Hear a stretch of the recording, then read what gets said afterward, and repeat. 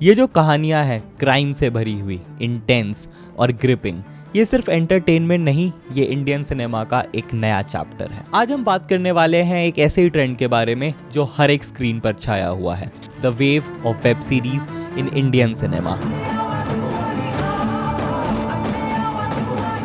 कैसे ये ट्रेंड शुरू हुआ, इसका इम्पैक्ट क्या रहा और ये हमें कहाँ लेके जाएगा। Let's start by seeing some flashbacks. तो इंडिया में वेब सीरीज का सफर शुरू हुआ कुछ डेयरिंग क्रिएटर से, जिन्होंने टीवी और सिनेमा के यूजुअल फॉर्मेट से कुछ अलग हटकर सोचा।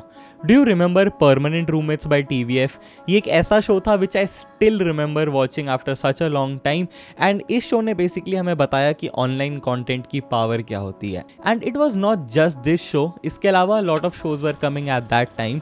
बट इन सब शोज के वेव को फ्यूल किसने किया?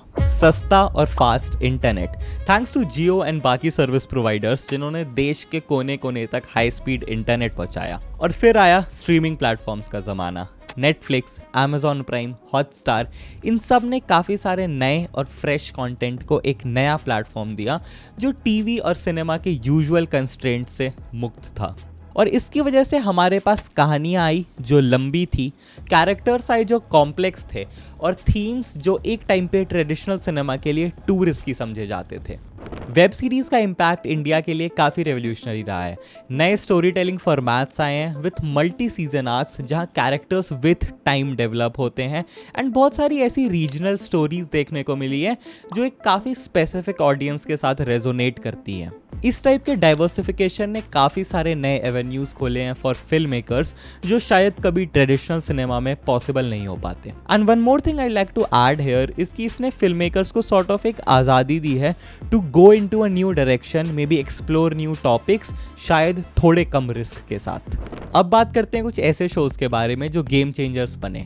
The first one that I remember is sacred games, and I remember कि ये पहला इंडियन शो था जिसके लिए मैं नेटफ्लिक्स पे गया and I watch the entire show.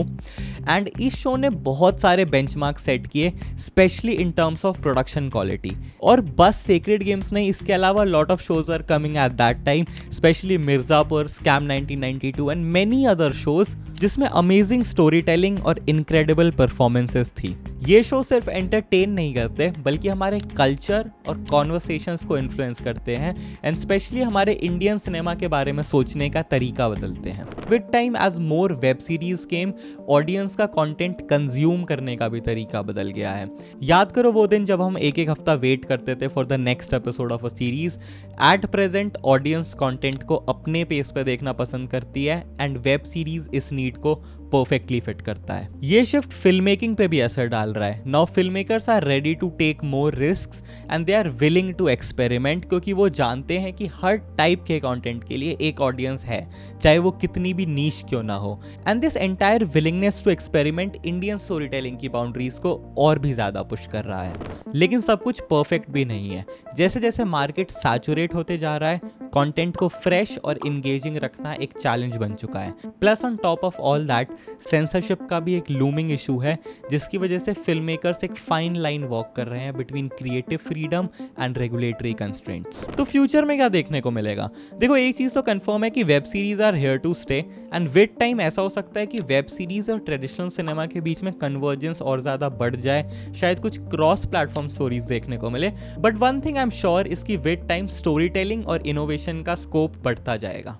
Overall देखा जाए तो वेब सीरीज का वेव बस कंटेंट कंजम्पशन को नहीं, कंटेंट क्रिएशन को भी बदल रहा है, एंड ये पूरे प्रोसेस को डेमोक्रेटाइज कर रहा है, जहां नए नैरेटिव्स को एक प्लेटफॉर्म मिल रहा है, एंड ओवरऑल इंडियन सिनेमा का लैंडस्केप रीशेप हो रहा है।